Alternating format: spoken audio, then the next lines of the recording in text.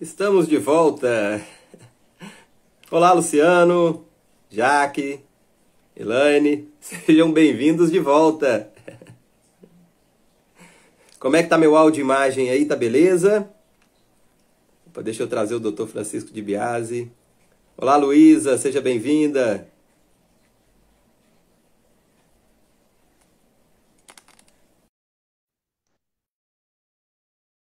Deixa eu colocar o Dr. Biasi aqui ao vivo.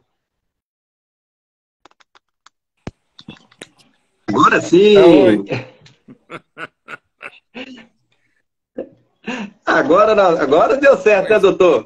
é, rapaz. Aquela hora. Você sabe que eu estava com dificuldade de conectar para aquele link? Eu achei, foi assim, provavelmente pode ser que ele tenha confundido que nós normalmente fazemos às 20 horas, né, doutor? Só que aí hoje, sexta-feira, de repente o pessoal quer sair, vou marcar um pouquinho mais cedo. Hum.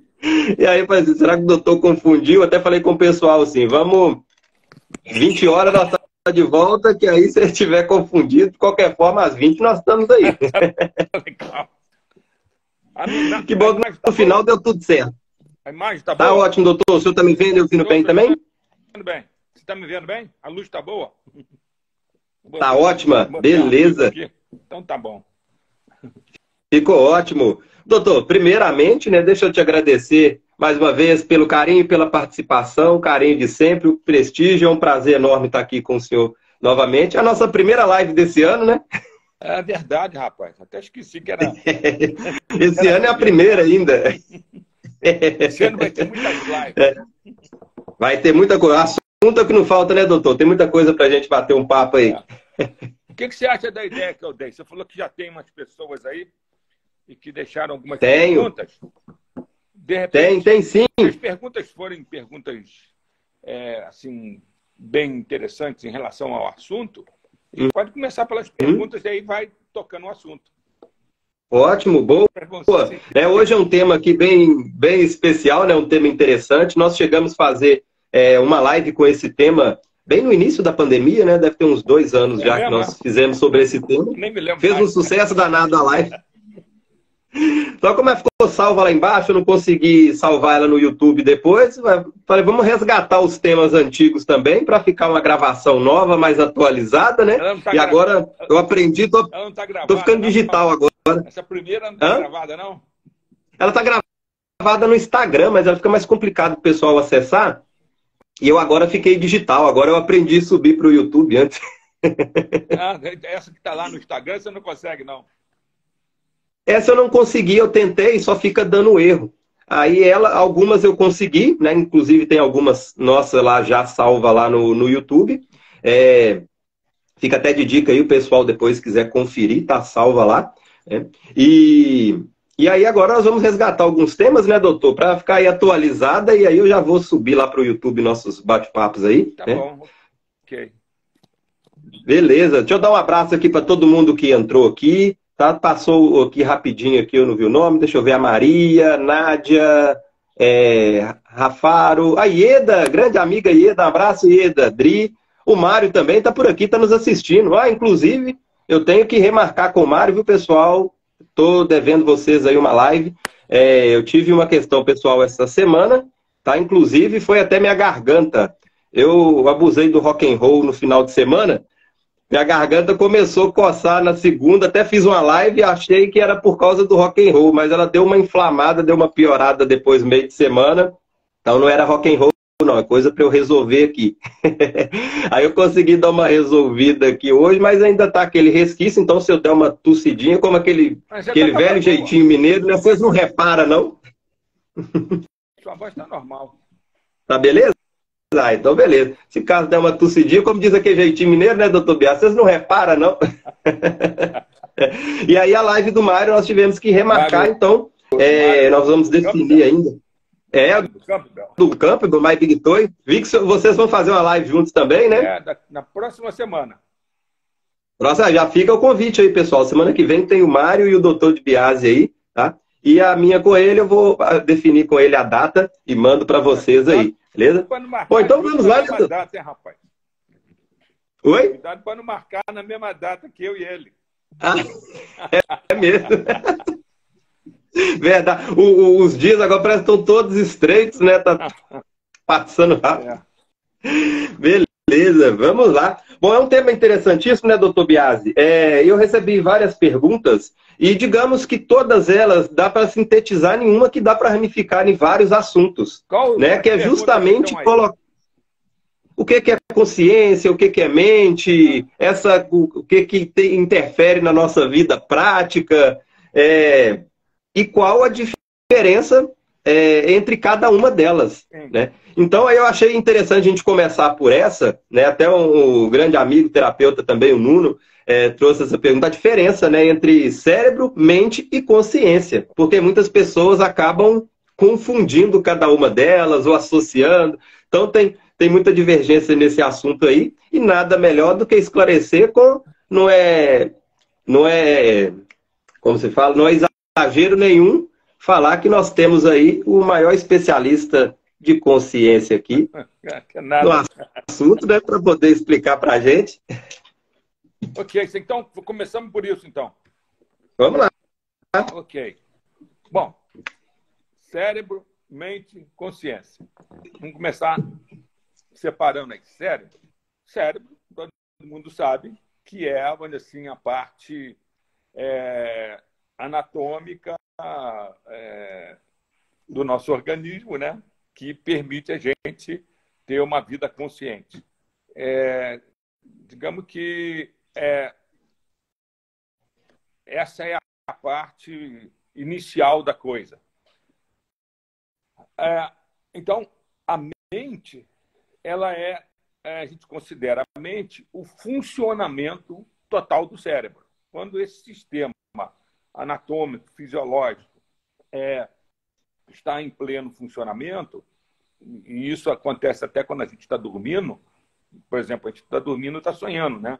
Quando a gente faz eletroencefalograma da pessoa dormindo, o cérebro está em atividade, entendeu? Então, existe esse funcionamento, a fisiologia cerebral toda em atividade, e isso é o que a gente considera a mente. Uma coisa interessante que me lembrei aqui agora, há muitos anos atrás, no final do século XIX, se não me engano, 1890, o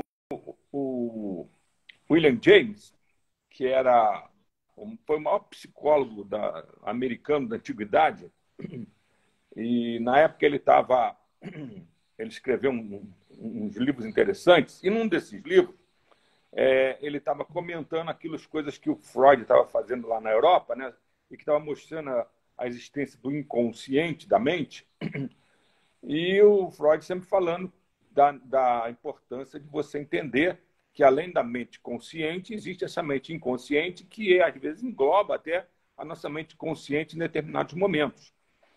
E ela é muito poderosa. E o William James, então, falou na época que a nossa mente, ela, devido a esse inconsciente em atividade contínua, então a nossa mente consciente poderia corresponder a cerca de 20% a 15% do funcionamento do nosso cérebro. Esse negócio foi mal interpretado posteriormente pelos psicólogos no século XX, e até hoje, rapaz, alguns psicólogos afirmam uma coisa errada, de que nós só funcionamos com 20%, 15% do nosso cérebro. Não é isso que ele quis falar. Doutor, deixa eu te interromper só um pouquinho. O Mário falou que a sua voz acho que está um pouquinho baixa. Se eu puder, se tiver alguma, ajustar só o volume aí, para acho que o pessoal ouvir bem. Aumentei, vê se está melhor. Está melhor? Melhorou aí, pessoal? Melhorou? Estou falando agora. Chegar mais perto. Aham. Tá melhor? Para mim aqui tá beleza. Qualquer coisa, viu, pessoal? Vocês podem ir dando feedback aí que nós vamos ajustando daqui. Beleza, pode dar sequência aí, doutor. Então, houve um erro na interpretação dos psicólogos no século XX, e até hoje, muitos psicólogos falam erradamente que a gente só usa 15% do nosso cérebro, entendeu? Mas isso é um erro crasso, entendeu? A qualquer momento que você analise o seu cérebro, com um eletroencefalograma, com uma ressonância funcional, você vê até durante o sono, você vê que você está usando o cérebro inteiro. Ele está todo em atividade sempre que você está acordado ou dormindo. Okay? Não tem essa de que você só usa 20% ou 15%, não. Isso é um erro. O que o James quis dizer na época é que o consciente poderia corresponder a 15%, 20%. Mas existe a mente inconsciente que você normalmente nem está sabendo que ela está em atividade, né? Nós estamos falando aqui e não estamos, por exemplo, consciente da nossa mente, do nosso sistema nervoso autônomo. Nós não estamos conscientes da nossa frequência cardíaca, frequência respiratória, não estou consciente do meu peso, da gravidade aqui na cadeira, não estou consciente de situações fisiológicas normais que me mantêm vivo e que grandes partes do meu cérebro estão funcionando continuamente para manter isso. Inclusive quando eu estou dormindo. E quando eu estou dormindo ainda tem uma... Esse é um ponto interessante, né, doutor? Porque muitas pessoas acabam tentando até falar da mesma coisa, só que vão usar nomenclaturas diferentes e aí é onde que pode dar divergência. Né? Igual se ele estivesse falando da consciência, né, poderia ser. Exatamente. Aí a gente vê até filmes que usam esse erro nos seus... Os roteiros. Nos seus roteiros, né? Por exemplo, tem um filme que passa agora, que passa até hoje aí, frequentemente na televisão, um filme até bom, chama Lucy, que é uma mulher que ingere umas drogas, né?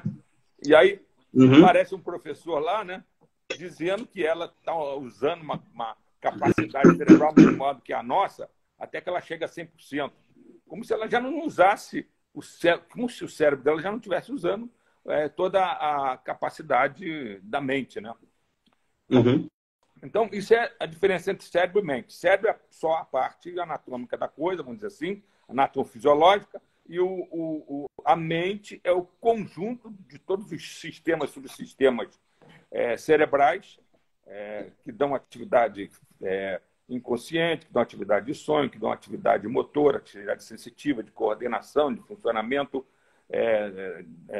do equilíbrio, do cerebelo. Tudo isso está funcionando e a mente é esse conjunto todo funcionando instantaneamente. O William James até criou um termo na época que se usa até hoje, que é o stream of consciousness, né? É a corrente, né, de consciência, que é uma coisa que é muito difícil.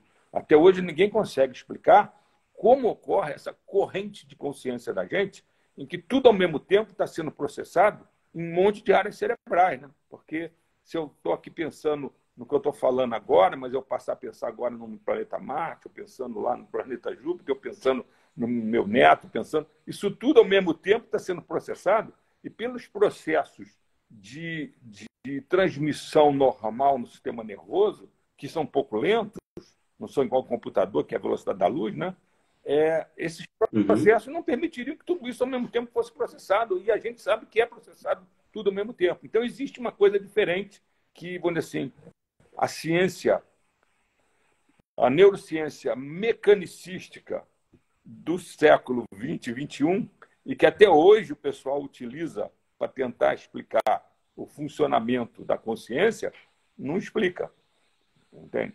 Por quê? Porque a consciência é esse fluxo contínuo de atividade e hoje a gente sabe que, além das redes neurais clássicas, essas redes que a gente vem aprendendo há mais de 100 anos, desde que começou a neurofisiologia com Sherrington e desde que Ramon e Cajal estabeleceu a doutrina neuronal, lá ganhou o Prêmio Nobel de Medicina lá nos anos 30 do século passado. Desde essa época, a tentativa de explicar o funcionamento cerebral sempre foi através das redes neurais clássicas, que você pode olhar no microscópio. O Ramon e Cajal passou a vida sentado na frente do microscópio, desenhando. Ele era um desenhista fenomenal. Os livros dele com os desenhos das redes neurais são fantásticos. Desenhando as redes neurais e mostrando que os neurônios eram as coisas principais do sistema nervoso. Hoje a gente já sabe que a glia, que é uma outra parte do sistema nervoso, outro tipo de célula que existe no sistema nervoso, são também importantíssimas para a manifestação da atividade senciente. Entende? E essa glia tem mais células do que neurônios no cérebro. Você tem mais células de glia do que células de neurônio. Então, isso tudo, então, você tentar entender que funciona através de conexões de redes e que essas redes são baseadas na transmissão axonal, né? Vocês sabem que os neurônios têm um prolongamento maior, que a gente chama de axônio, e prolongamentos menores, que a gente chama de dendritos. E que, através desses axônios, o soma, que é a célula, consegue transmitir impulsos e a ponta do neurônio se conecta, geralmente, com um dendrito de um outro neurônio, às vezes até com outro axônio também, mas normalmente com dendrito, e há uma liberação nessa conexão. Ela não é uma conexão só elétrica. O impulso elétrico chega na ponta do axônio e ali existe um monte de vesículas cheias de neurotransmissores. Você já deve ter ouvido falar em dopamina, serotonina, GABA, né? Esses neurotransmissores todos que a gente fala. E esses neurotransmissores, então, estão em umas vesículas na ponta do axônio e essas vesículas, então, se abrem no espaço entre o axônio e o dendrito, digamos, na conexão da próxima célula, né?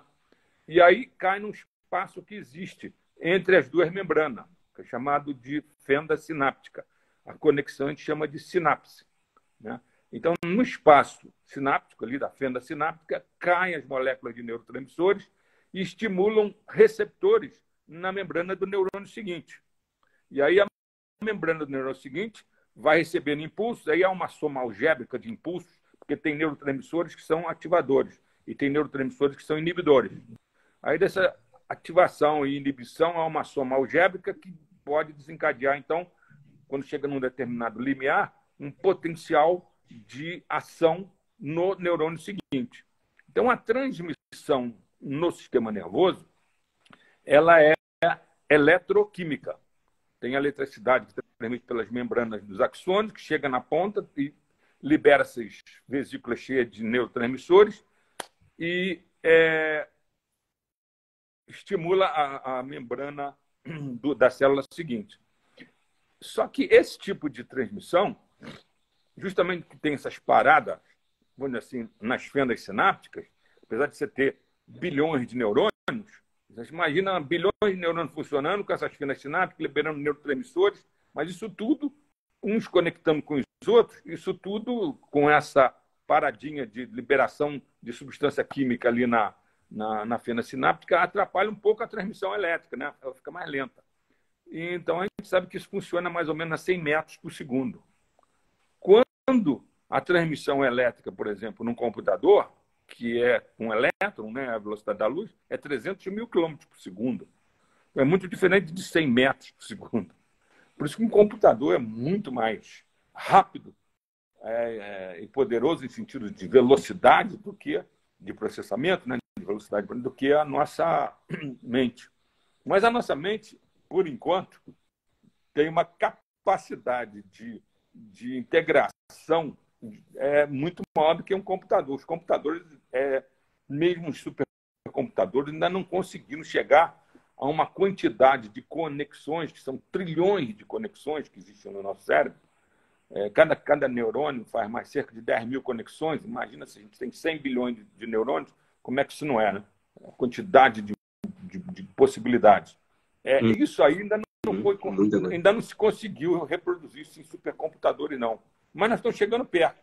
Segundo o Ray Kurzweil é um engenheiro, atualmente ele é um engenheiro-chefe do departamento secreto do Google de Deep Learning, né, de Deep Mind, de pesquisas sobre aprendizagem profunda.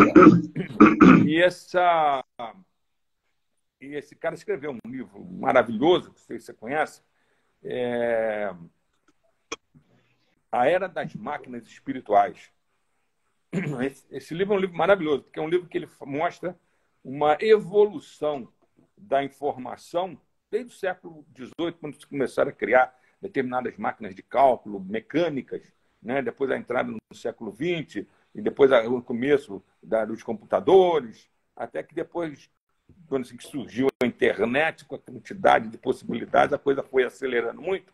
E hoje a gente sabe, ele conseguiu elaborar um algoritmo que dá um gráfico, que esse gráfico, a partir do começo do século XX, começa a subir. Quando chega mais ou menos no ano 2000, 1999, 2000, o gráfico se torna exponencial, sabe? O joelho do gráfico vira para cima e a coisa se torna exponencial. Dispara e começa a evoluir assim, em uma progressão geométrica. E esse tipo de evolução, segundo os cálculos dele, ele acertou tudo dos anos 70 para cá, com esse algoritmo dele, esse gráfico dele, preveu tudo o que ia acontecer vamos dizer assim, na informação, né? Tudo que iria surgir durante esses anos, até a internet ele previu. Uma coisa impressionante esse cara, ele é um futurista. Mas aí, quando a coisa vira, por volta do ano 2000, ele fez uma previsão de que mais ou menos em 30 anos, no máximo 40, com a aceleração que pode acontecer, às vezes as coisas diminuem a velocidade, aumenta a velocidade de inovação, né?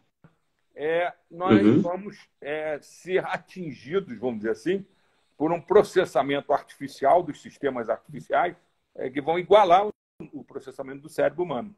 E ele chamou isso de singularidade. É um termo que ele tirou da astronomia. Em astronomia, o centro de um buraco negro, onde a matéria se comprime a uma força de gravidade incrível, até se acha que é infinita, e um buraco negro é uma coisa que nada consegue sair dele, até a luz não escapa, por isso que ele é chamado de negro, né? Quando você olha, tem um centro negro que tudo é sugado por ele devido a uma força de gravidade extrema, né? E geralmente ocorre por choques de estrelas, choques de vários buracos negros, que formam essa estrutura, que é uma estrutura astronômica hoje que se sabe que tem no centro de todas as galáxias. No centro da nossa galáxia tem um buraco negro enorme, chamado... Esqueci o nome, tem um nome aí, uma estrela. Mas o que eu quero dizer é o seguinte, que então ele deu esse nome de singularidade para mostrar que é uma época em que nós vamos ser alcançados pelas máquinas, em termos de capacidade de processamento. E que dessa época em diante, ou até antes disso, conforme as coisas forem acontecendo, né, a gente tem que ter em mente que existem dois cenários possíveis de evolução da era da informação. Ou a gente vai se adaptando progressivamente a isso e vamos acompanhando essa evolução, por exemplo, colocando chips no nosso cérebro para melhorar as nossas capacidades mentais, ativar mais, ser capaz de ver mais, ser capaz de processar mais, ser capaz de ter mais memória, coisas desse tipo. E os chips podem funcionar de forma eletrônica, né? E acelerando muito a nossa atividade cerebral. E com isso a gente poderia, então, ir se adaptando e se colocando essas próteses, vamos dizer assim, na gente. Nós já fazemos isso de forma primitiva, né? A gente bota prótese cardíaca, válvula cardíaca, a gente bota quadril, bota joelho, tudo em cirurgias aí para substituir o nosso corpo. Mas isso é uma coisa meio primitiva. Quando a gente começar a fazer isso no cérebro, vai ser uma coisa mais evoluída. E aí a gente vai poder acompanhar. Então, nós vamos nos transformar, ele prevê isso, que nos próximos 100 anos, vamos dizer assim, a gente talvez não exista mais como ser humano só biológico. Porque desde que nós nascermos, nós vamos começar a sofrer alterações que nós mesmos provocar e vamos ser ciborgues, né? Organismos cibernéticos, né? Ciborgue é um organismo cibernético, em que não é uma mistura de homem e máquina. Talvez essa seja a evolução, vamos dizer assim, da nossa espécie no futuro. Virar uma simbiose, né? Uma mistura com a tecnologia da informação, e aí vai crescer uma nova forma de espécie, uma espécie mista, homem e máquina, um ciborgue, e nós vamos continuar evoluindo assim. Esse seria, vamos dizer assim, o cenário mais provável de acontecer, a gente se adaptando. Um outro cenário, que é o cenário ruim, é a gente não se adaptar corretamente e com essa capacidade deles atingindo a nossa capacidade e ultrapassando, porque Esses sistemas, hoje em dia, já estão se tornando autônomos, você sabe disso, né? Já existem drones, já existem computadores aí que funcionam de forma autônoma, criando linguagens até próprias que a própria pessoa que programa ele não sabe qual é a linguagem. Já aconteceu no Facebook, no Google, de aparecesse dentro do sistema linguagens novas criadas pelos próprios computadores. Se isso acontecer, eles podem ultrapassar a gente e, como eles têm um processamento, uma linguagem, vamos dizer assim, uma capacidade que ela é puramente lógico-matemática, ela não tem emoção como a gente. O processamento de um sistema artificial desse é sempre lógico-matemático, né? Eles podem, pela lógica pura, árida, vamos dizer assim, tomando conhecimento como vão tomar e vão entrar na internet, toda a internet vai interconectar todos esses sistemas artificiais no mundo, né? Eles podem começar a ver que a maneira que a gente está conduzindo a vida no planeta e a nossa vida é uma coisa furada, né? Uma coisa errada.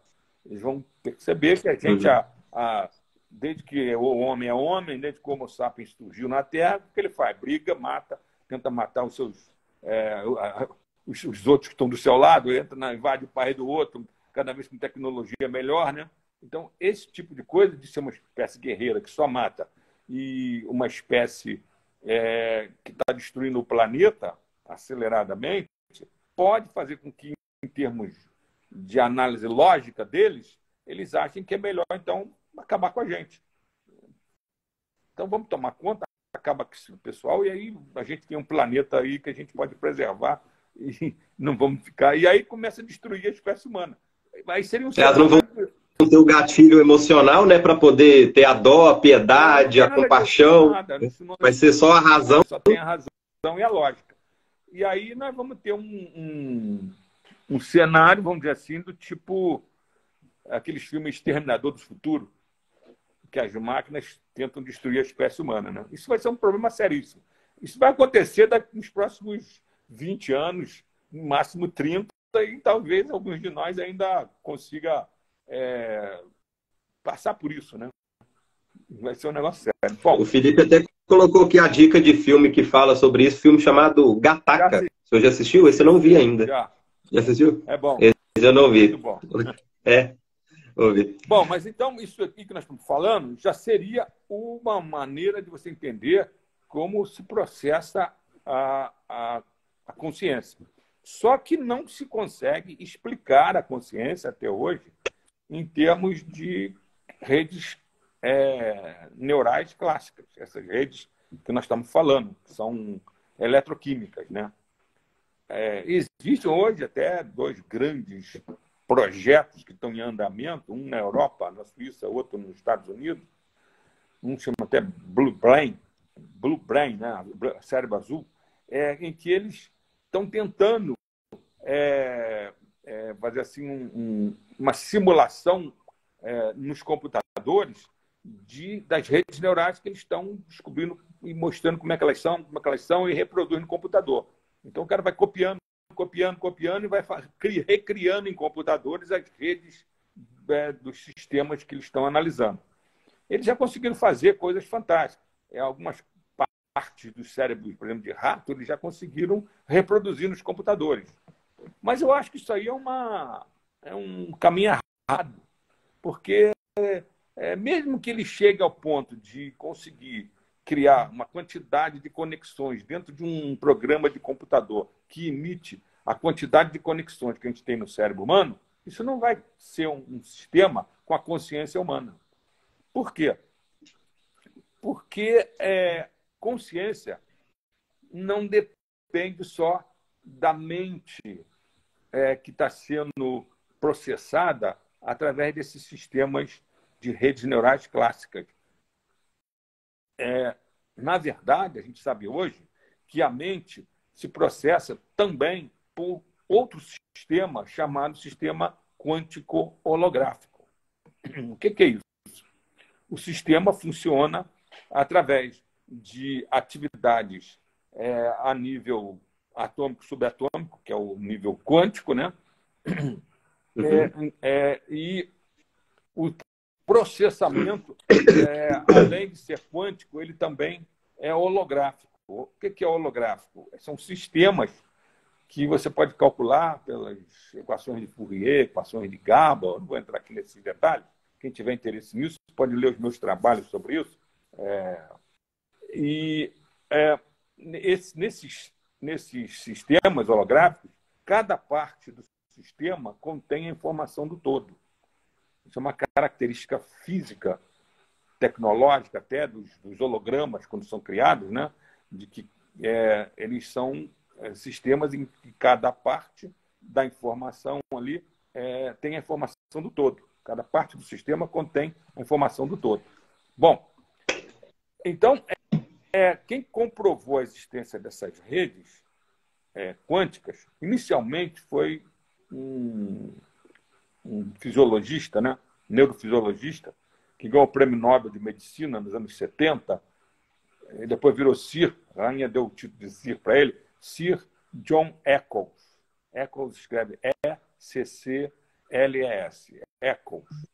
O Sir John Eccles conseguiu demonstrar, trabalhando junto com um físico chamado Frederick Beck, que ali nas sinapses, onde são liberados os neurotransmissores, ocorrem fenômenos quânticos com as moléculas ali, fenômenos e com os íons cálcio que entram ali para poder liberar as sinapses, são fenômenos de tunelamento quântico, que eles chamam, em física quântica.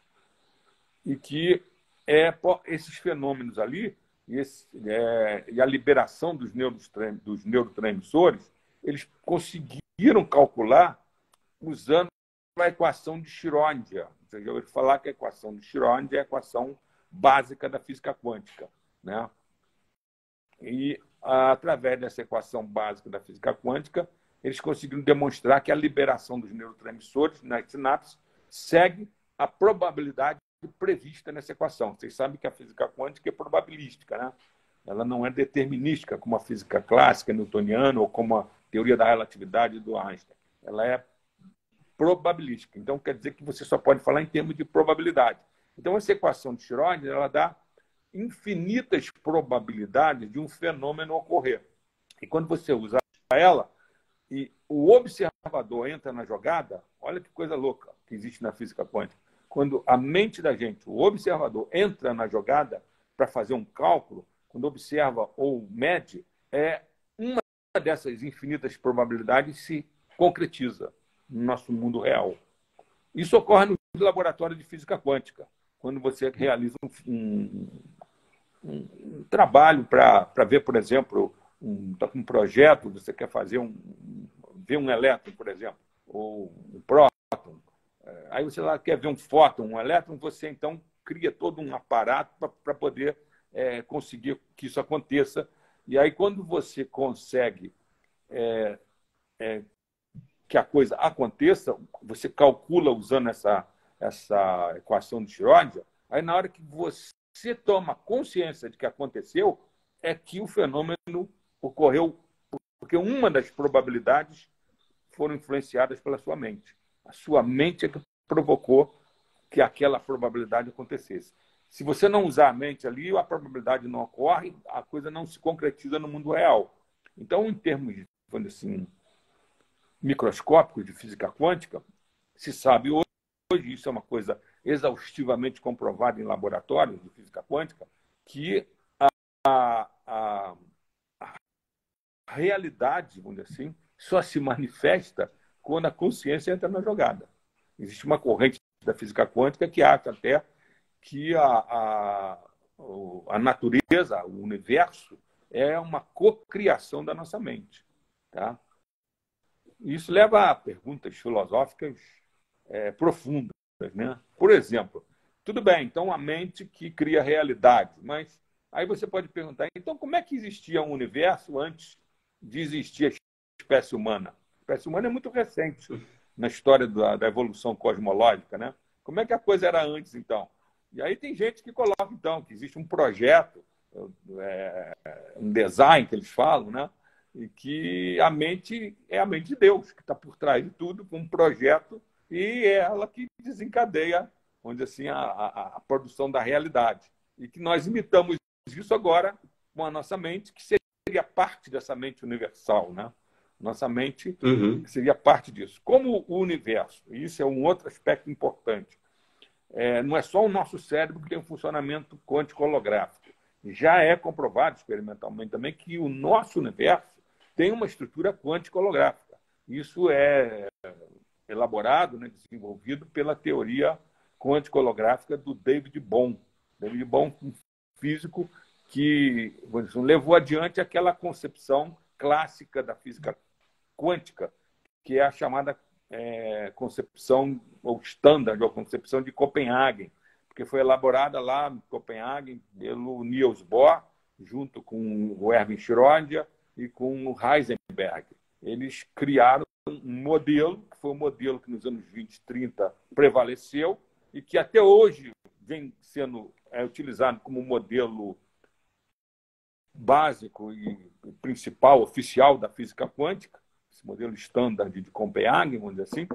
Mas, hoje, o David Bohm levou isso adiante, mostrando que não era só aquilo que eles mostravam, que o nosso universo tinha características holográficas, né? Em que cada parte do nosso universo contém informação do todo. E isso no início acharam que era uma maluquice e tal, mas hoje, com os nossos telescópios espaciais, Kepler, esse novo que botaram agora, James Webb, o Hubble, esses telescópios espaciais estão demonstrando que realmente a natureza do nosso universo é holográfica. Então, provavelmente, o que a gente vai assistir nos próximos anos é que a física quântico-holográfica do David Bohm vai predominar, assim como o movimento dominante da física, né? Da física quântica. Uhum. Mas isso é uma coisa que a gente tem que esperar. E vamos dizer assim, são brigas de linhas de pensamento que existem sempre na ciência, né? Até que alguma passa na frente das outras. Com esses resultados dessas pesquisas de astrofísica e de buracos negros, e esses telescópios espaciais mostrando uma natureza quântico-holográfica, provavelmente nós vamos ter, no futuro, um universo quântico-holográfico como sendo a visão oficial da astrofísica. Então, a consciência seria uma coisa além da mente, que a mente você interpreta em termos dessas redes clássicas, que são as redes que processam aí de forma eletroquímica e um pouco lenta, 100 metros por segundo. Se você prova que tem redes quântico-holográficas, o processamento aí é instantâneo. Por quê? Porque existe na física quântica, você já deve ter lido isso, uma coisa que chama-se entanglement, né? Emaranhamento quântico, em que as partículas estão interconectadas de uma forma instantânea. Tudo no universo parece que, segundo a física quântica, está conectado instantaneamente. Então, tudo que eu estou falando aqui, tudo que nós fazemos, tem relação com tudo que acontece em todos os lugares do universo instantaneamente. Isso aí foi um problema seríssimo quando surgiu, nos anos 20 e 30, na elaboração da física quântica, porque até então a velocidade máxima do universo considerada era a velocidade estabelecida pelo Albert Einstein na teoria da relatividade, que era de 1905, que é a velocidade da luz, 300 mil quilômetros por segundo. Então, o pessoal, Bohr, os outros, chegam com equações mostrando que existe a possibilidade de existir uma informação que não seja essa informação eletromagnética da luz e das ondas eletromagnéticas que a gente usa de televisão, de rádio, aí, que isso aí é 300 mil quilômetros por segundo, é muito lento no universo, e que existe um tipo de informação diferente, que a gente chamada de informação quântica não local porque ela não é localizada, não é instantânea. Perdão, não é localizada, ela é instantânea. Ela conecta tudo. Então, a gente chama de não localidade ou informação quântica não local. Até que nos anos 30, um físico, um cara muito bom, não se fala muito nele, não sei porquê, chamado Hiromi Umezawa, um japonês, elaborou a teoria do campo quântico. Essa teoria do campo quântico juntou todos os tipos de campo que a gente conhece campo eletromagnético, campo gravitacional, tudo num campo só, com base na física quântica. Esse campo quântico é um campo universal que permeia, preenche todo o universo, né? Essa história de que existe um vácuo do espaço cósmico, isso se sabe que não existe nada disso. Hoje até muitos físicos estão chamando isso de plenum. O que se constata é que esse vácuo, entre aspas, né, esse plenum, surgem e desaparecem numa velocidade infinita quase para a gente, partículas que vêm de um lugar que a gente não sabe aonde. Elas aparecem e desaparecem em trilionésimos de bilionésimos de segundo. A gente não tem nem como tecnologia para detectar isso. A gente sabe que elas existem porque elas afetam o nosso universo. Então, a gente vê indiretamente pela maneira que elas afetam as partículas do nosso universo que elas existem. Então, surgem fótons, elétrons, prótons, pósitrons, que são elétrons positivos da antimatéria, né? Isso tudo está surgindo o tempo todo e isso forma um campo assim, energético que é chamado de campo quântico universal. Então, existe um campo de energia quântica, vamos dizer assim, não é energia eletromagnética, é energia quântica, informação quântica, que preenche todo o universo. E que hoje também tem gente colocando astrônomos, astrofísicos, tentando demonstrar que esse campo quântico é que é o responsável pela expansão do universo. O universo, a gente sabe hoje que ele está em expansão. É como o Hubble, quando usou o seu telescópio primitivo lá, descobriu as galáxias, né? Ele demonstrou de uma maneira interessante. Ele falou para você pegar uma bola dessa de encher, do tipo de bola de aniversário, né? Você desenhar nela assim, uma opção de espirais, e aí encher na bola. O que vai acontecer? Todas as espirais vão afastar uma das outras. E é essa maneira que o nosso universo está evoluindo. Tudo se afasta de tudo. Isso já está evidenciado pelos nossos telescópios. E essa expansão do universo está se acelerando. Tem uma velocidade de expansão enorme e está se acelerando. E isso não consegue se explicar só utilizando os conhecimentos relacionados com a matéria e energia que a gente tem hoje. E eles tiveram que fazer umas propostas, porque isso só explica, parece que 5 a 7% da expansão do universo, da maneira que o universo está estruturado. Para explicar isso, eles tiveram que criar uns conceitos de energia escura e de matéria escura, que são tipos de energia e tipo de matéria que nós desconhecemos e não conseguimos detectar com a melhor tecnologia que nós temos. Todo mundo está atrás de como detectar esse tipo de energia escura e de matéria escura, que seria responsável pela expansão do universo. Entendeu? A força gravitacional desse tipo de matéria de energia que está expandindo o universo. Eles conseguem, de uma forma indireta, demonstrar que determinadas galáxias, quando estão próximas, têm um tipo de atração que dá para você calcular que tem que ter uma matéria estranha ali, a matéria que a gente observa, que está provocando essa gravitação. A única coisa que a gente consegue. Bom, então existe um universo diferente daquele que foi proposto lá no começo do século XX, meio do século XX, um universo, vamos dizer assim, que está em expansão, um universo que é quântico holográfico. Isso quer dizer o seguinte: cada parte desse universo contém a informação do universo inteiro. Então, a minha mente, que é parte desse universo, eu tenho os mesmos átomos, as minhas moléculas todas são constituídas pelos átomos que foram forjados no interior das estrelas, né? Quando as estrelas evoluem, envelhecem, explodem como supernovas, elas, na fusão enorme que ocorre dos átomos no interior delas, com pressões inimagináveis, sofrem fusão dos átomos de hidrogênio, de hélio, e vão formando carbono, nitrogênio, oxigênio, que são os elementos, né, os átomos básicos que formam a vida.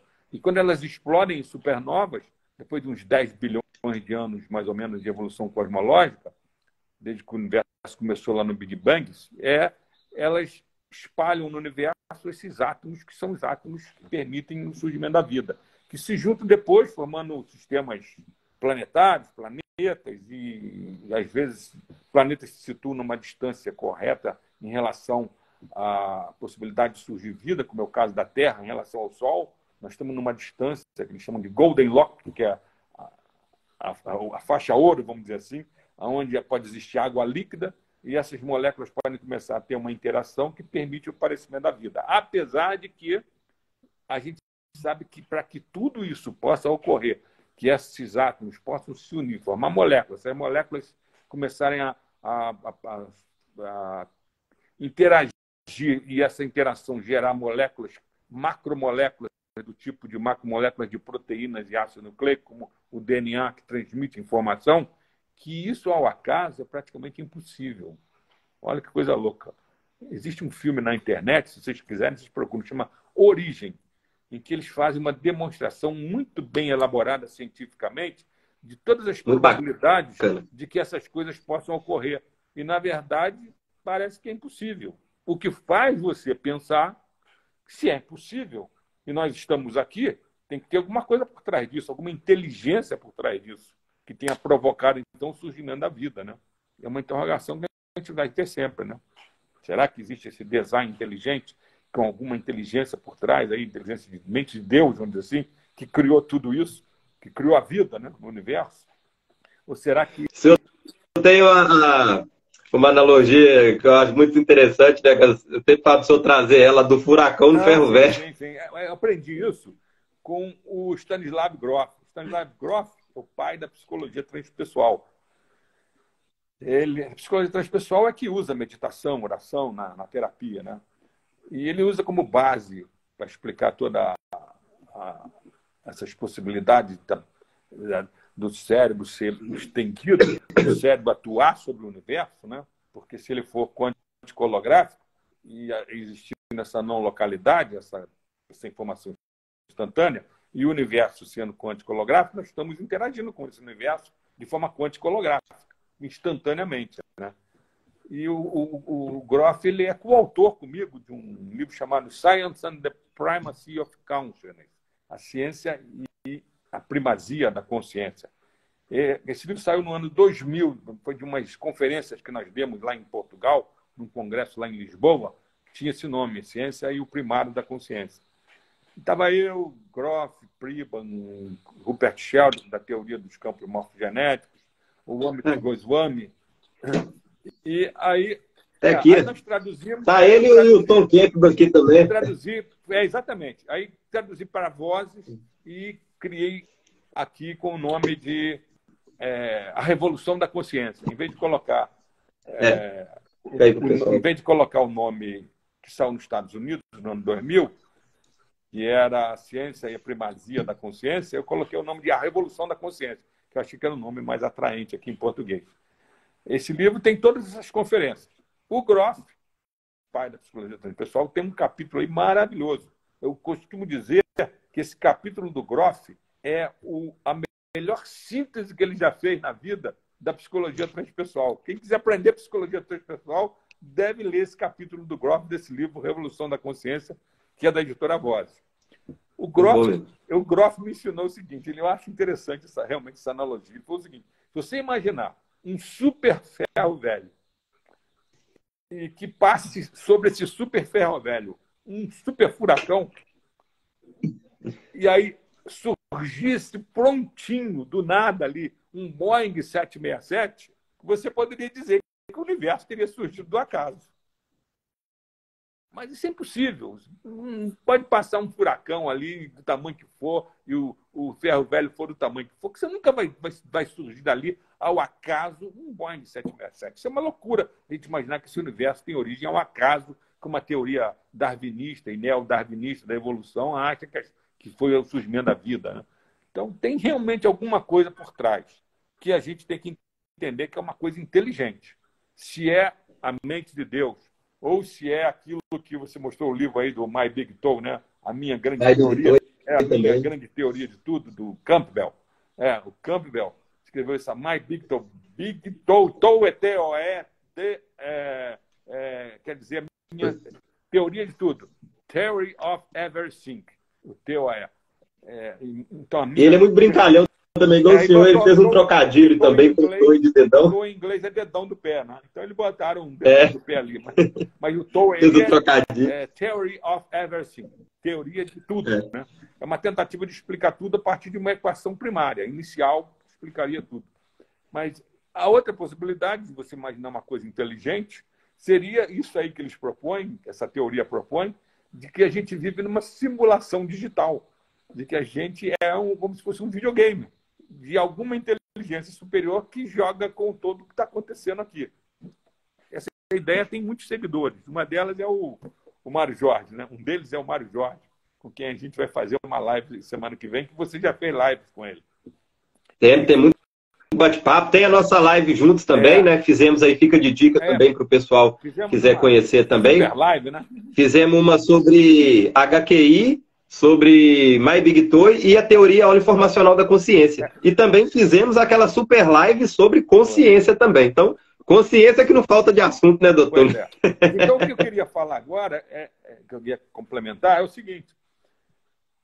Então, se nós temos um cérebro que tem redes quântico-holográficas, como foi demonstrado pelo Gideon Echo, pelo Carl Pribban, com quem eu também escrevi alguns livros nos Estados Unidos, aqui no Brasil, 2 nos Estados Unidos, 2 aqui, neurocientista, criador da teoria holográfica da mente. Demonstrou experimentalmente que a nossa mente tem um funcionamento holográfico. Então, há um funcionamento quântico-holográfico comprovado de redes quântico-holográficas no cérebro. Se o universo, como propõe a teoria do David Bohm, é quântico-holográfico, então as coisas podem estar conectadas. O nosso cérebro, nossa mente, a nossa consciência pode estar conectada instantaneamente através de informação quântica não local com esse universo quântico holográfico.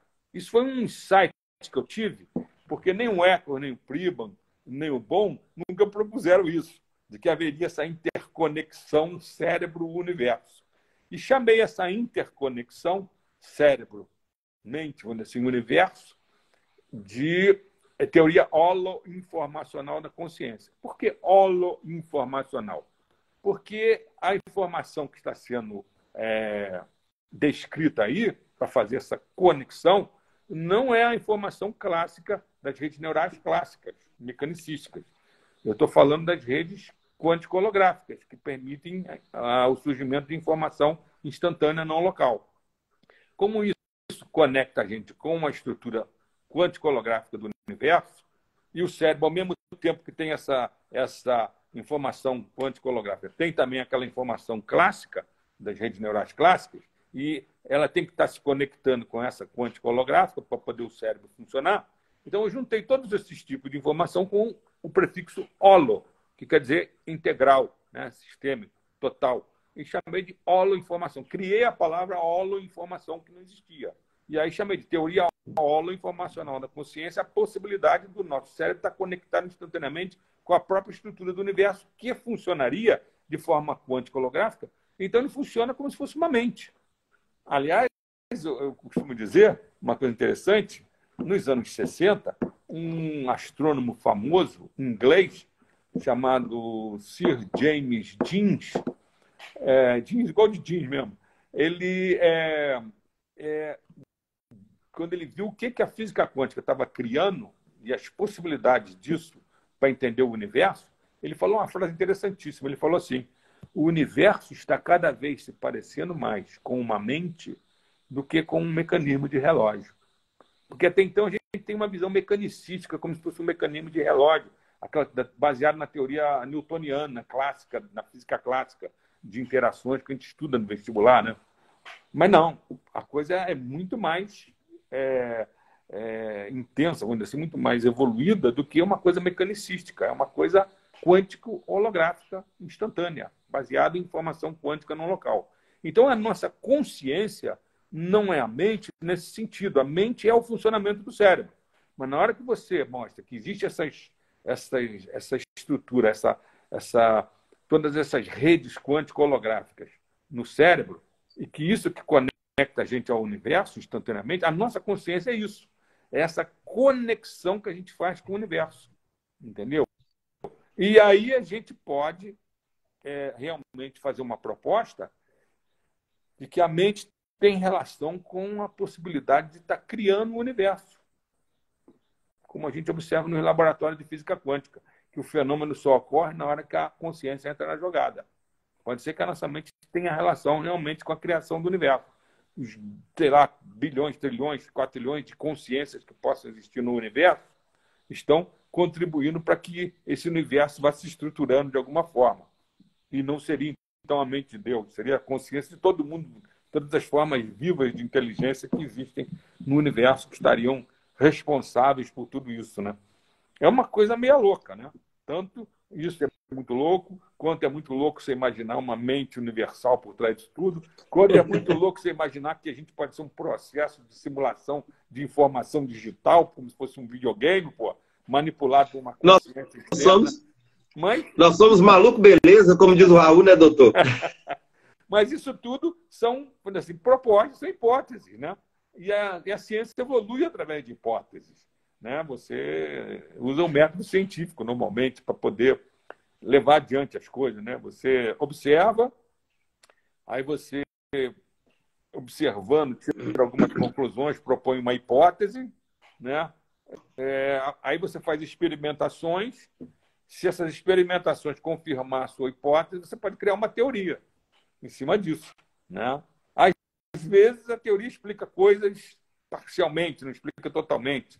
Então essa síntese teórica vira às vezes uma antítese, porque surge outra que explica a coisa de uma forma mais ampla. Foi o que aconteceu na história da física, por exemplo, quando surgiu no século XX a teoria da relatividade do Einstein, que incluiu a teoria clássica do Newton, por exemplo, da gravitação universal do Newton, que você aprendeu na escola, o negócio da matéria atrai matéria na razão direta das massas, na razão inversa do quadrado da distância, foi substituído pela teoria do Einstein, que explicava de uma forma mais ampla o universo, e a gravitação seria resultado da curvatura do espaço-tempo, né? Porque o Einstein usa o tempo como uma quarta dimensão nos cálculos. E aí, em vez de espaço, você fala espaço-tempo. É como se você... A gravitação universal, na teoria do Einstein, é como se tivesse uma cama elástica, colocasse uma bola pesada ali, tipo uma bola de boliche, que vai afundar a cama elástica. Aí forma ali um warp, né, que eles falam, um desvio do espaço-tempo, né? Muda o espaço-tempo, e aí os planetas giram em volta, não porque há uma atração entre a estrela e o planeta, mas é porque ali existe essa curvatura do espaço-tempo que faz os planetas seguirem essa curvatura. Isso foi comprovado experimentalmente. A primeira experiência que comprovou isso foi feita aqui no Brasil, não sei se você sabe. Uhum. Foi Foi no Nordeste, né? Se não me engano, no Ceará. Exatamente. Eles tentaram ir num país que eu não me lembro agora, parece que estava em guerra. Isso foi nos anos 20. Estava se tentando, a teoria da relatividade é de 1905, e o Einstein disse que eles poderiam comprovar isso se eles filmassem, tirassem fotografia, né, das estrelas por trás de um eclipse solar. Porque aí você ia ver que quando você tirasse essa fotografia, a luz sofreria uma curvatura devido a essa curvatura do espaço-tempo em torno do Sol, que é uma massa muito grande que provoca a curvatura do espaço-tempo. E isso realmente tiraram essas fotos, depois compararam com as fotos dessas estrelas sem estar no eclipse e viram que havia um desvio, exatamente o desvio matemático previsto pelo Einstein, de tantos segundos de grau. Vai dar um desvio. Incrível, a teoria dele. Aliás, isso é uma coisa na ciência que sempre me impressiona. Como a nossa mente é capaz de processar as coisas e criar, através de uma simbologia matemática, criar ideias, criar cálculos, que quando você vai experimentar, você vê que aquilo é uma realidade. É como realmente se a nossa mente fosse parte desse universo e conseguisse interagir e criar toda uma matemática que explica a realidade sem, muitas vezes, experimentar. O Einstein fez tudo isso sem fazer experimento. Ele era um físico teórico. Ele só dava ideia. Falava, faz esse experimento assim que pode acontecer, de comprovar o que eu estou falando. Então, a mente pode fazer a coisa antes do experimento. O experimento comprova, né? Então, a ciência funciona assim. Você faz a hipótese, faz uma observação, e faz a hipótese, faz um experimento, comprova ou não aquilo que você teorizou, né? Uhum. Essa maneira de entender a consciência, que eu chamo de consciência holoinformacional, né? Baseado possibilidade de haver a interconexão da nossa mente quântico-holográfica por meio de informação não local com o universo quântico-holográfico, explicado pela teoria quântico-holográfica do universo, é uma maneira muito mais ampla, vamos dizer assim, é um paradigma, uma visão de mundo, de universo muito maior do que aquela visão clássica, né? De que a consciência seria o funcionamento da mente e de que estaria fechada dentro da caixa craniana. Não poderia ter conexão nenhuma. Mas a gente hoje tem esses experimentos quânticos que mostram a existência dessa informação instantânea não local, que poderia fazer essa conexão, além de que hoje já existem um monte de comprovações de que fenômenos de expansão da mente e de troca de informações telepáticas e premonições, essas coisas, que isso existe. Existem muitos experimentos parapsicológicos hoje, muito bem conduzidos cientificamente, usando a metodologia científica, que comprova a existência desses fenômenos parapsicológicos. Então, para que esses O Tom Campbell mesmo, ele documentou, né? Ele documentou alguns deles, inclusive até nesse livro também. My Big Toy documentou alguns experimentos que ele... É verdade.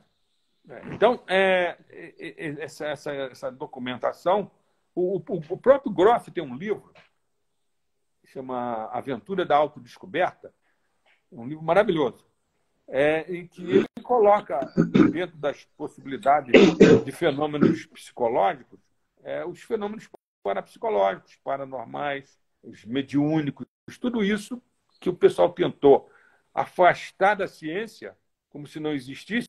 Hoje a gente tem muita gente estudando isso de uma forma mais científica, né? Por exemplo, no meu livro Ciência, Espiritualidade e Cura, esse meu livro é da editora Quality Mark, Ciência, Espiritualidade e Cura. Tem um capítulo em que eu mostro umas experiências científicas em laboratórios de parapsicologia. Por exemplo, tem uma experiência em que os caras pegam pessoas e colocam separados, a gente chama de gaiolas de Faraday, que são, vamos dizer assim, cabines fechadas, lacradas de uma maneira que não entra e nem sai nenhum tipo de energia eletromagnética ou sonora ali. O cara está isolado ali dentro. Colocam ali, colocam num outro local uma outra cabine e as pessoas estão com eletroencefalograma e eles ficam registrando o eletroencefalograma dos dois. Aí você, de repente, começa a dar um estímulo num deles, um estímulo aleatório. Por exemplo, o estímulo visual, estroboscópio, luz de estroboscópio, gosta de luz que fica piscando de boate, né? No eletroencefalograma, a gente tem um sistema que faz isso. A gente sempre, quando a pessoa tem sensibilidade à luz, a gente faz esses testes de fotoestimulação. Aí você estimula, ou senão com choquinhos no dedo, choquinhos que não são dolorosos, né? Só para dar um... Quando você faz isso, você constata, quando essas pessoas estão conectadas, são até pessoas, às vezes, que são namorados e que são muito conectadas umas com as outras, que os elétrons estavam sincronizando, você constata que cerca de 30% das pessoas que você estimula numa cabine ocorre um potencial chamado de transferência que aparece no eletroencefalograma da outra, lá na outra cabine. Olha que interessante. E isso não tem como explicar pela física clássica. Tá? A única maneira de você explicar isso é usando a física quântica e dizendo que há uma passagem de informação não local, instantânea ali. E isso assim, fundamenta fenômenos parapsicológicos. Né? Inclusive, o Nuno até estava lembrando aqui, o Alan Aspect ganhou o prêmio Nobel com a teoria, né, do emaranhamento quântico também. O último prêmio Nobel na área de física foi dado para 3 pesquisadores, entre eles o Alan Aspect, que foram pessoas que demonstraram em laboratório a existência dessa informação instantânea no local e o entanglement, né, o emaranhamento quântico entre as partículas em forma instantânea. Né? Isso aí é uma coisa que, quando ocorreu, que surgiu na física, deixou todo mundo louco. Né? Ninguém acreditava que isso pudesse ocorrer. O próprio Einstein, que foi um dos pais da física quântica, foi o pai da teoria da relatividade, né? Quando isso aconteceu, ele começou a ter a se afastar do pessoal da física quântica. Ele achava que isso era maluquice. Deu um nome até muito espirituoso. Spook Action at Distance. Ação fantasmagórica à distância. Porque a cabeça dele era uma cabeça newtoniana, assim, relativista, local. Não tinha como ele imaginar uma informação não local, instantânea. Para ele, tudo era informação velocidade da luz, eletromagnética, como a teoria da relatividade e a teoria clássica newtoniana prevê, né? Então, ele disse que isso era uma informação fantasmagórica à distância que não podia existir. Só que, com o passar dos anos, o Einstein foi uma das coisas que ele ficou para trás, né? Porque o pessoal comprovou que em laboratório que existe essa informação instantânea no local. Né? Exatamente. E interessante também como que nessa época também, né, a sincronicidade, né, a gente sempre fala da sincronicidade, né? Nessa época que estava uma época de tanta novidade acontecendo, aí veio essas coincidências, né? Nós temos o gênio do Einstein, vários outros gênios da física quântica que acabaram se encontrando no mesmo momento e no mesmo lugar geográfico ali para trocar essas ideias.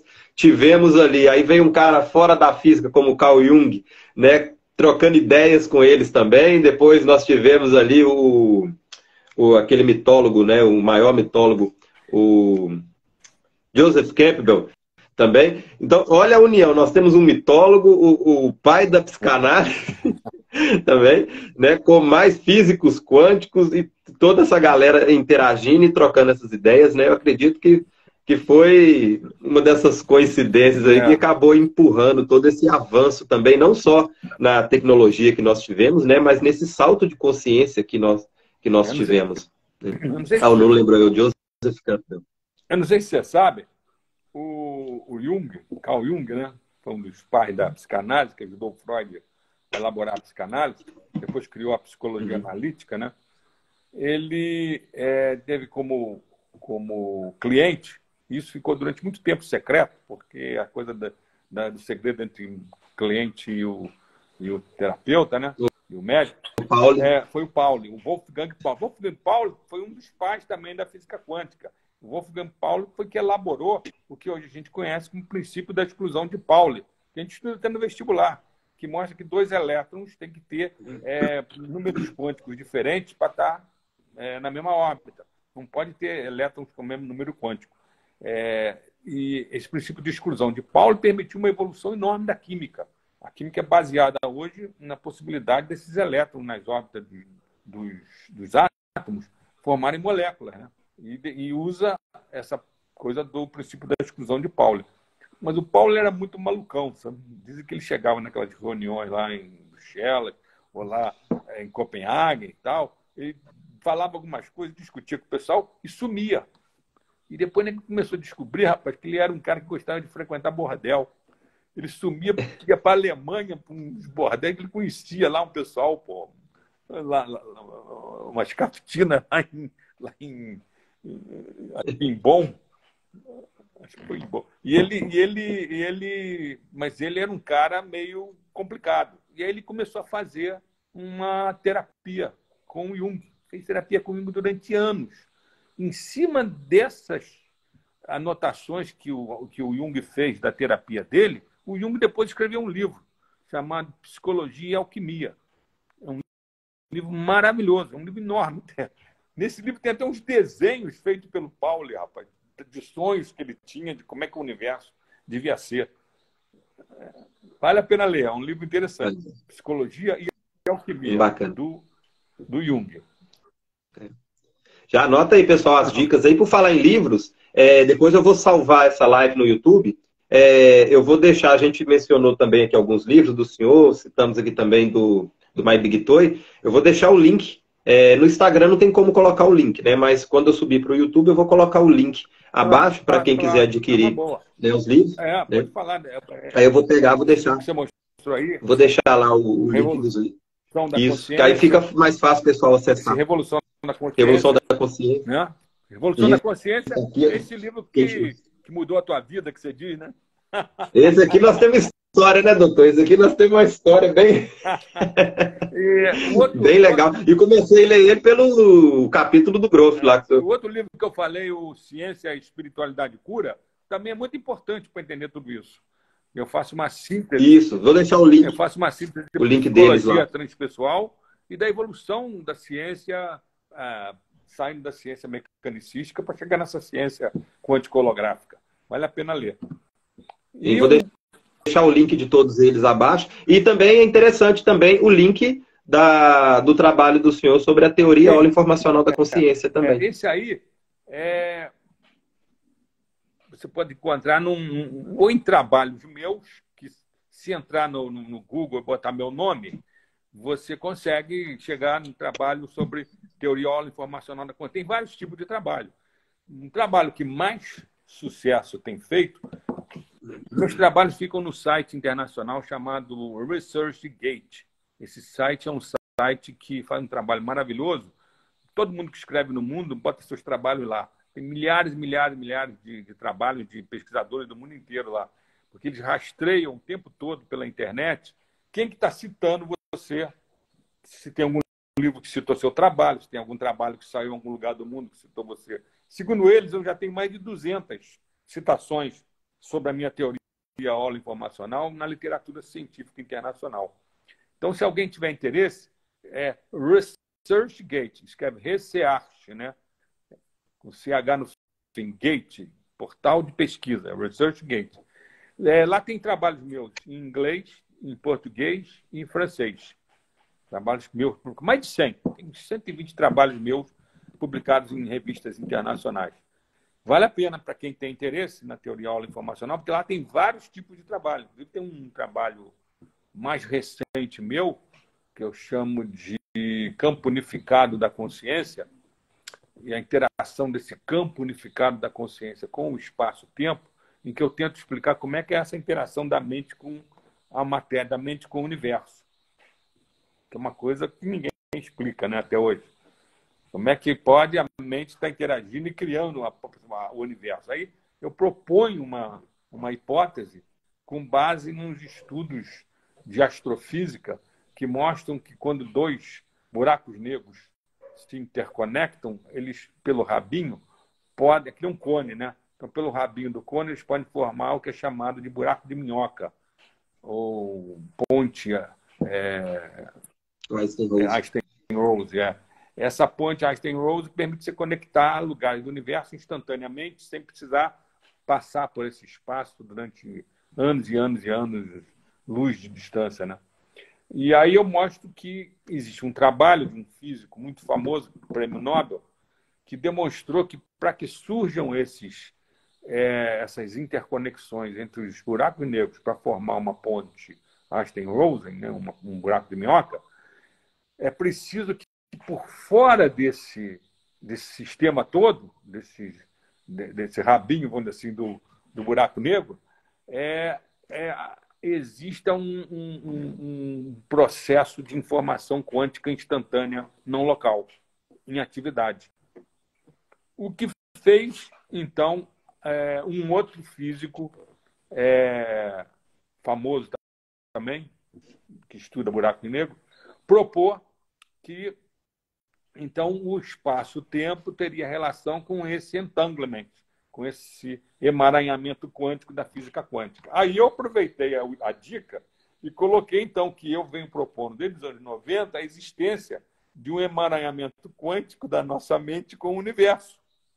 Então, que isso, se esse emaranhamento, então, pudesse ser afetado pela mente, pela consciência, seria a explicação de como a estrutura do universo pode ser afetada pela mente.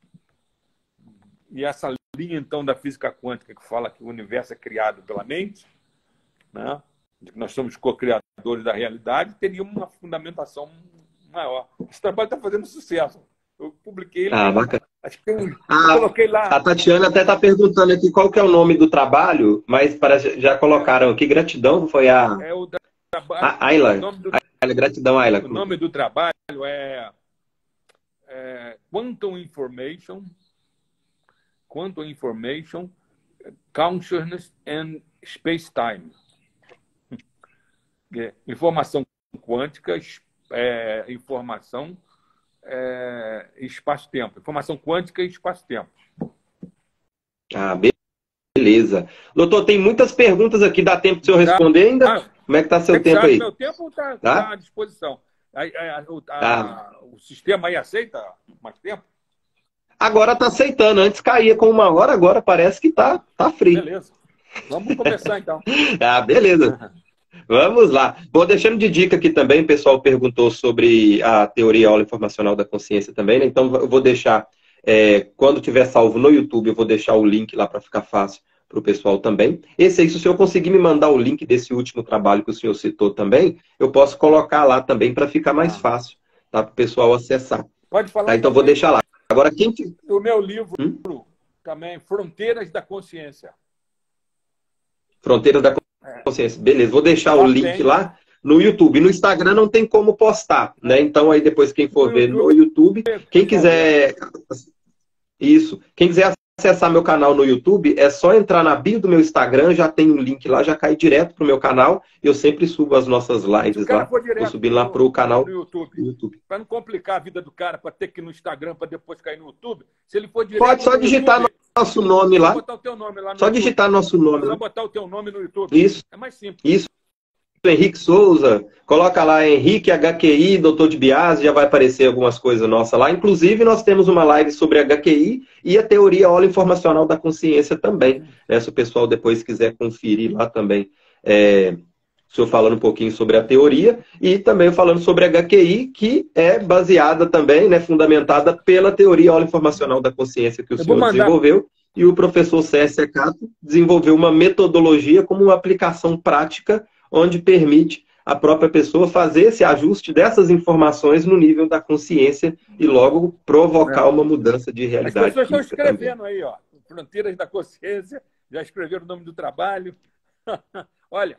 Então, tá cheio de pergunta aqui. Primeiro, vou botar aqui uma dica de um trabalho. O primeiro trabalho que eu publiquei sobre isso, que foi lá naquele congresso de Lisboa, que deu o livro Science and the Primacy of Consciousness, né? Que a tradução é essa aí, Revolução da Consciência. O primeiro trabalho, eu ainda não falava com toda essa expansão que eu mostrei agora da ideia, mas era o início da ideia. O trabalho se chama, tem aí no livro Revolução da Consciência, o capítulo, Informação, Auto-Organização e Consciência. E tem o subtítulo Rumo a uma teoria holoinformacional da consciência. Foi a primeira vez que eu apresentei esse termo holoinformacional na literatura internacional. Foi na conferência lá na Universidade de Lisboa, em Portugal. E saiu no livro nos Estados Unidos e depois nesse livro aí. Também é uma dica para as pessoas. Tá? Informação. Show de bola, já fica aí. Informação, auto-organização e consciência. Rumo a uma teoria holoinformacional da consciência, no livro Revolução da Consciência, da editora Vozes. Bacana. Tá mastigadinho aí. Beleza. Bom, o Nuno, vou começar pelas do Nuno aqui, que o Nuno tá cheio de perguntas aqui também, você vai ficar até bravo comigo. Mandei umas 10 perguntas, você não fez nenhuma, vamos lá. O Nuno falou que tá com saudade das aulas do senhor. Vamos lá. Ele perguntou como que os telescópios estão mostrando que a realidade é holográfica. Uma das perguntas dele aqui. Isso aí é um negócio complicado, mas é interessante. Eles estão mostrando o seguinte, que você, quando observa, você pode fazer uma proposta matemática, vamos dizer assim, do que a observação que você está fazendo, ela é bidimensional no sentido de que existe uma espécie de um envoltório do universo que você pode fazer cálculos da capacidade do universo em termos termodinâmicos. E aí mostra que a partir dessa estrutura, que seria bidimensional do universo, com base termodinâmica, você pode imaginar um holograma tridimensional no interior, que seria o interior do universo, do nosso universo. Isso é baseado em cálculo, né? É um negócio difícil de se ficar imaginando, até porque os caras fazem cálculos matemáticos e, em cima desses cálculos, fazem essas propostas, né? Mas parece que essas coisas estão sendo levadas adiante. Você é da área da Da astrofísica? astrofísica. Bacana. A outra pergunta dele, ele falou que no contexto das inovações previstas pelo Rai Kirvisei de singularidade, ele perguntou se o senhor está por dentro do chat GPT da OpenAI. É o Ray Kurzweil, que é o Ray Kurzweil. R-A-Y, Kurzweil com W. W-E-I-L. Sim, tô. Essa OpenAI é relacionada com o grupo dele, né? E eles agora criaram essa forma de inteligência artificial aí, é um chat, né? GPT, né? Outro dia eu até tentei entrar lá, sabe? Porque falou que ele responde qualquer coisa que você perguntar sobre qualquer assunto, ele responde melhor do que aquele Watson da IBM. E isso está deixando todo mundo louco, porque falou que ele pode dar diagnósticos médicos, respostas sobre processos em advocacia, o que você se interessar, e responde de uma maneira muito melhor do que os humanos. Olha que troço maluco. Outro dia eu entrei lá, fiz uma pergunta sobre consciência. E ficaram de me responder. Até hoje não respondeu, não. Já pensou, ele responde assim, pesquisa no YouTube a live lá da Super Live Henrique, Eliane Xavier, Mário Jorge e Doutor de Biase. É isso aí. A Elaine está perguntando o que é imaginação. A imaginação. Aqui, escrever aqui, ó, o chat GPT está sendo talvez a maior disrupção da história da internet. Realmente. O Nuno colocou também. Isso aí vai estar revolucionando. Eu acho que nós estamos entrando numa época que, com esse boom, vamos dizer assim, da inteligência artificial, nós estamos chegando muito mais rápido do que o Ray Kurzweil previu a essa época em que nós vamos começar a ter que competir com essas inteligências artificiais para virar ciborgue, começar a se adaptar aos sistemas, não tem jeito, porque senão eles vão dominar a gente. Inclusive, fica de dica também, né, para o pessoal aqui que quiser aprofundar nesse assunto também. Foi um dos temas que nós já exploramos também. Tem live salva também sobre inteligência artificial. Ficou muito bacana sobre aquele trabalho que o senhor fez, né, de armazenamento de informação. Tem uma live muito bacana também, salva. Eu não sei se essa já está no YouTube, mas no Instagram tem. Se não tiver no YouTube ainda, eu estou subindo para lá também. Tá legal. Ficou muito bacana. Então, um trabalho que eu escrevi sobre a possibilidade de você criar inteligência artificial usando sistemas quânticos holográficos. Porque os sistemas que eles estão usando hoje não são quânticos holográficos. Aquilo que eu te falei, estão copiando, tentando fazer eles chamam de conectoma, uma simulação nos computadores das redes neurais clássicas, mas isso aí não vai resolver, não, porque a coisa não é só rede clássica. Na rede clássica não explica a conexão sua por informação quântica com o universo. E a consciência depende disso. Mas aí você falar Doutor, sobre a imaginação, na visão do senhor, o senhor também acredita que a imaginação pode ser um processo criativo da consciência? Exatamente. A imaginação é a manifestação da tua consciência, né? E que pode ter essa característica criativa, né? E, aliás, me lembrei aqui que o Einstein tem uma frase que ele fala isso, que a imaginação é muito mais importante do que o conhecimento. Entendeu? A sua imaginação você consegue, com a tua mente, imaginar qualquer coisa, né? Instantaneamente. A imaginação é que mostra para a gente, vamos dizer assim, experimentalmente ou vivencialmente, que a consciência é instantânea. Porque eu posso imaginar aqui que eu estou aqui nessa live com você e ela faz uma pergunta sobre qualquer coisa, por exemplo, sobre o planeta Saturno, que está situado a uma distância muito grande, e imediatamente isso está na minha mente. Ele entra instantaneamente. Pode ser uma galáxia a 1 bilhão de anos-luz de distância, eu não vou ter que passar por esse 1 bilhão de anos-luz de distância mecanicisticamente. Eu instantaneamente me conecto com ela. Se eu conheço a imagem dela, então, vista por um telescópio, aquela imagem vem na minha cabeça instantaneamente. Então, a imaginação é instantânea, nesse sentido. Né? Exatamente. Exatamente. A Aylan até colocou aqui também, imaginação é mais importante que conhecimento, né? Reforçou Exatamente. aqui. A Eliane perguntou como tomar consciência das nossas emoções. Aí ela falou um assunto que eu adoro. Aí ela... Você não quer falar isso, não? Ó, esse aqui, inclusive, já deixo de convite para as pessoas. Eu separei 3 temas, né? Que eu vou interagindo bastante com o pessoal sobre os assuntos, né? Para trazer conteúdos também, de acordo com o interesse deles. E eu separei 3 temas para me abordar de forma fixa todo mês, que são temas que o pessoal vai estar tendo curiosidade. Então, eu separei as 3 primeiras segundas-feiras de todo mês para bater um papo com o pessoal ao vivo aqui no Instagram sobre esses temas.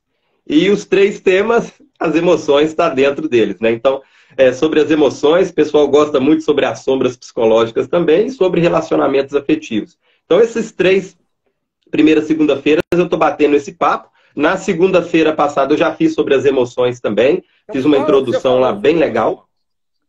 Isso. Fala, em vez de falar, Bom, você vai as emoções, então... Você falou sobre emoção. Beleza, eu vou fazer um resuminho que lá ficou quase 1 hora de live. Bom, então as emoções são nossos mecanismos internos por onde passam também as nossas escolhas. As emoções, ela tem uma função básica, né? Não é à toa que ela existe. Então eu separei com 2 pontos importantes, né? Primeiro, para a gente entender que nós temos os 2 níveis de consciência, que é o que o senhor abordou aí, né? A consciência nossa local e não local. Então nós temos as nossas emoções que operam no nível físico, sujeito a variações do espaço e do tempo, né? Sobre a nossa consciência local, que é o nosso cérebro. Então tudo aquilo que nós chamamos de emoções, sensações e sentimentos, nada mais é que uma bioquímica que o nosso cérebro vai fazer. Então, X% de dopamina, serotonina, endorfina, X% dessa bioquímica vai gerar uma sensação, uma física no meu corpo e vai preparar toda a minha fisiologia para me deparar com determinada situação. Então, se eu vou me deparar perante uma situação de risco, por exemplo, né, estou andando e vi um buraco no meio da rua, vai ser o medo que vai me impedir de cair nesse buraco. Então, meu cérebro vai gerar toda uma bioquímica e vai preparar o meu corpo e eu vou estagnar e parar. Se eu vejo uma onça no meio da selva, vai preparar toda a bioquímica do meu corpo para poder deparar com essa onça. Então, é importante a gente entender, as emoções são importantes, porque são 2 dos nossos mecanismos internos por onde tudo que nós fazemos ou deixamos de fazer na nossa vida vai passar por 2 mecanismos, de razão e emoção. A razão vai ser a nossa capacidade lógica, né, de racionalizar os movimentos, muitas das vezes fundamentados nos nossos padrões automatizados, ou as nossas crenças, que são as verdades que nós já acreditamos, e a capacidade do nosso neocórtex de racionalizar o nosso movimento. E as emoções vai ser embasado nas nossas emoções, sensações e sentimentos. E esse padrão de razão e emoção vai operar em 2 níveis. No nível físico vai ser o nosso cérebro, né, a parte do neocórtex responsável pela parte racional, o límbico ali pelas emoções e o reptiliano ali pelas atitudes instintivas, que também vai acabar acionando as emoções também. Então nós temos essas emoções no nível físico, só que aí que entra a novidade, né, para algumas pessoas, né? Essas emoções não estão só no físico, elas existem como informações no nível não local, no nível da nossa consciência. E o nosso cérebro vai fazer como se fosse um holograma, né? Ele vai projetar essa informação da nossa consciência e vai imprimir isso como uma bioquímica e uma sensação no corpo. Então é importante as nossas emoções, porque quando ela opera, a gente saber desses 2 níveis de consciência, porque a pessoa fala assim: o medo que eu senti do meu pai lá da surra que me deu com 8 anos já passou, isso aí já passou, já esqueci. Realmente, no nível físico já passou, porque aquela bioquímica o corpo já expurgou. Mas no nível da consciência, que opera com leis diferentes da matéria física, né, de tempo e de espaço, essa informação de medo, se ela não arrumou uma forma de trabalhar essa informação de medo na consciência dela, ela continua existindo lá. Por isso que ela pode projetar esse medo em outras áreas da vida dela e o cérebro dela vai imprimir essa sensação.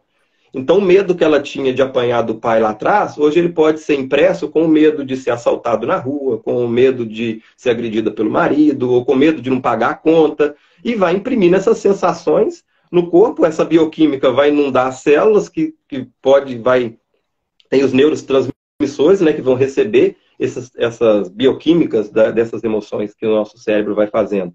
Então, cada vez que essa célula vai se dividindo, e ela já está acostumada a ser inundada com essas bioquímicas dessas emoções, ela vai passando isso para as células futuras, que aí ela vai ter mais receptores para isso, que vai faltar receptores para receber proteínas, substâncias para as células crescer forte e saudável, vai ficar impedindo de sair as toxinas, e aí é onde que temos células doentes.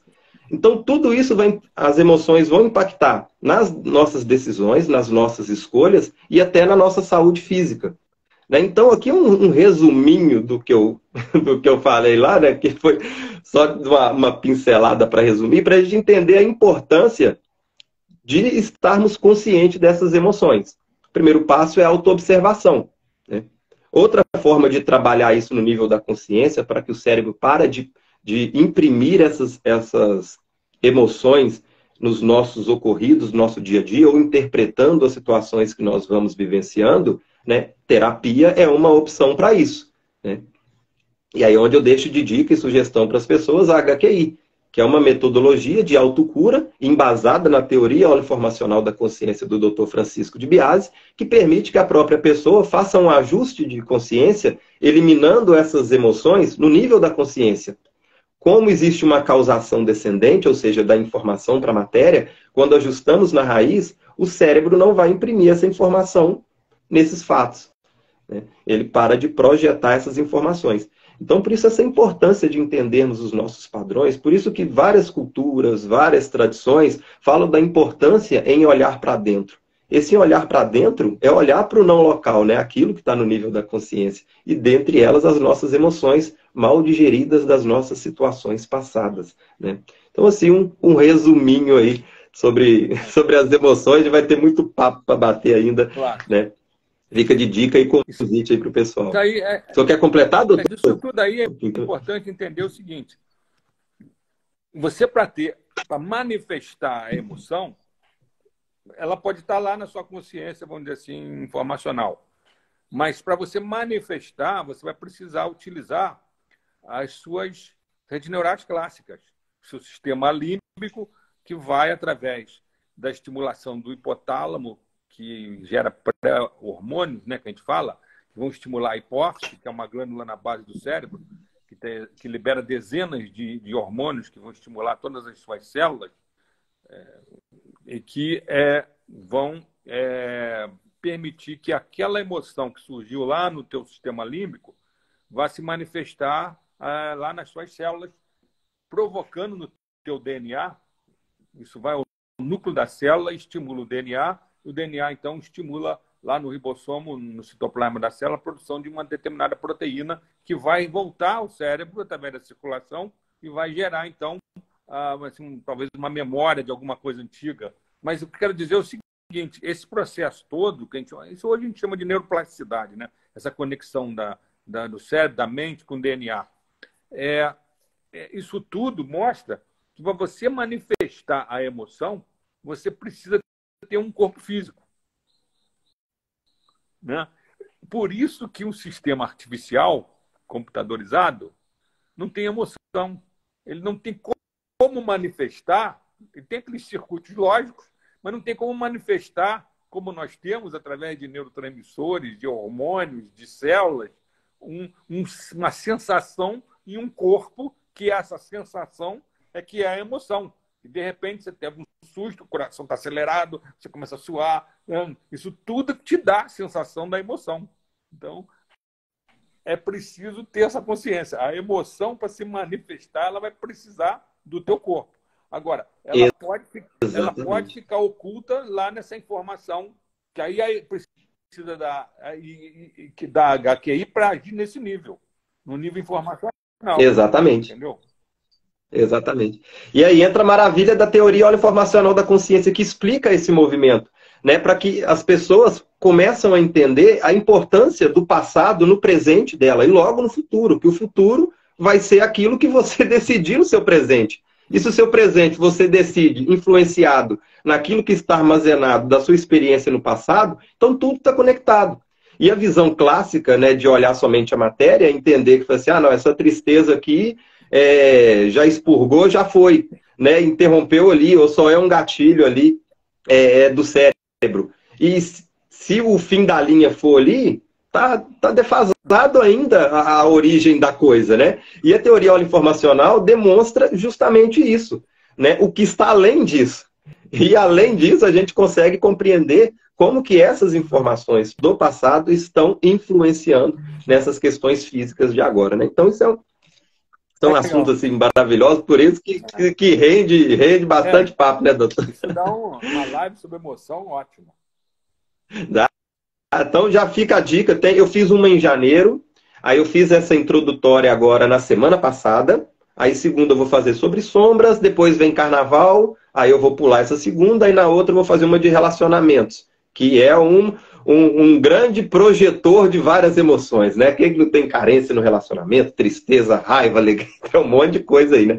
Então, aí já na primeira segunda-feira de março, aí eu já vou pegar outro tema sobre emoções e aí a gente vai aprofundando bastante. E quem quiser conhecer a HQI, eu tenho encontros gratuitos, que são as palestras online, conversando sobre a HQI, onde nós já passamos todos os fundamentos científicos e teóricos da metodologia, a discussão dos casos avaliados, que tipo de trauma, que tipo de situação está relacionado com tal doença, e já a apresentação da técnica para já sair do encontro praticando. Tá? Esse mês eu não tenho nenhum agendado ainda, vou marcar o próximo para a agenda de março, o próximo conversando sobre HQI.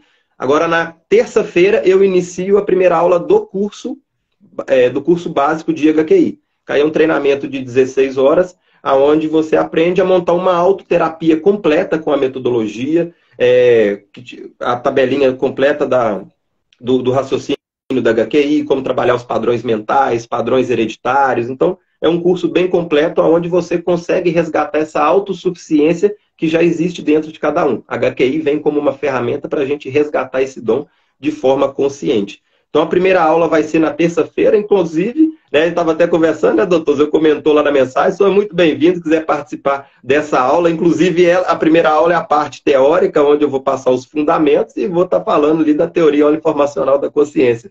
Então, se o senhor quiser participar, vai ser muito bem-vindo. Acredito que os alunos vão ficar honrados aí, né, em ter essa participação do senhor lá também na aula. Então, fica aí as dicas e os convites aí, pessoal. Alô. E, ó, isso tudo vai permitir você fazer um resumo teórico ótimo, para depois a gente conversar sobre isso e escrever. Tá aqui, o nosso livro tá aqui, ó. O Jung tem o caderno vermelho dele, né? Eu tenho meu caderninho aqui também, daqui já estou digitando, os gráficos tá aqui. Inclusive, já fica aí o spoiler, né, pessoal? Nós estamos aí produzindo um livro juntos aí. Em breve tem novidade, né, doutor? Vai ser um livro maravilhoso. É isso aí. Beleza. Doutor, só tenho a agradecer mais uma vez a aula incrível que o senhor proporcionou. Gratidão mais uma vez aí pelo carinho, pela disponibilidade, pela alegria de sempre. Tá? Um prazer. Fica aí. Poder divulgar essas ideias. É um prazer maravilhoso. A verdade é que isso tudo que a gente faz hoje e que a gente vê muito somente como coisas alternativas, né? Isso tudo são coisas que não estão dentro das universidades. As universidades têm aquele conhecimento clássico. Usa ainda a física clássica newtoniana, fico explicando nas faculdades de medicina o funcionamento cerebral baseado só naquelas teorias mecanicísticas clássicas. Ninguém fala sobre Sir John Eccles, ninguém fala sobre Carl Pribban. O cara ganhou o prêmio Nobel de Medicina e não é falar dentro de uma faculdade de medicina, cara. Então, a verdade é que nós estamos falando de coisas que são além do nosso tempo em termos de instituições universitárias. Exatamente. Falou. Beleza. Doutor, gratidão, abraço. Deixa eu só... a Ana está deixando aqui um abraço para a gente. A Ana está sempre presente aqui também nos encontros. Gratidão. Perguntou se vai ficar gravado. Vai ficar gravado sim, viu, Ana? Assim que eu finalizar aqui, eu já vou salvar no meu perfil do Instagram. Doutor, eu vou compartilhar a live com o senhor. O senhor aceita lá, que aí ela vai ficar salva nos nossos dois perfis. Tá bom. Tá? Okay. Aí eu compartilho com o senhor e depois eu vou subir ela pro YouTube. O Luciano perguntou como inscrever no curso de HQI. É só me chamar no privado. Quem estiver assistindo a gravação dessa live depois da data do curso, só ficar atento à minha agenda, me seguir no perfil do Instagram e ficar atento às próximas postagens, quando que teremos o próximo encontro, tá? Atendimentos individuais também. Quem tiver interesse, só me chamar no privado. Tá falando. Doutor, gratidão. Gratidão a todos também que participaram, tá? Não tem como deixar aqui também um beijo e um abraço carinhoso. Vocês estão sempre aí prestigiando, né? Sempre aí prestigiando nosso trabalho. Gratidão, tá? E vamos encontrando aí nos próximos bate-papos. Isso aí. Até mais. Até mais. Opa, tá difícil. Uhum.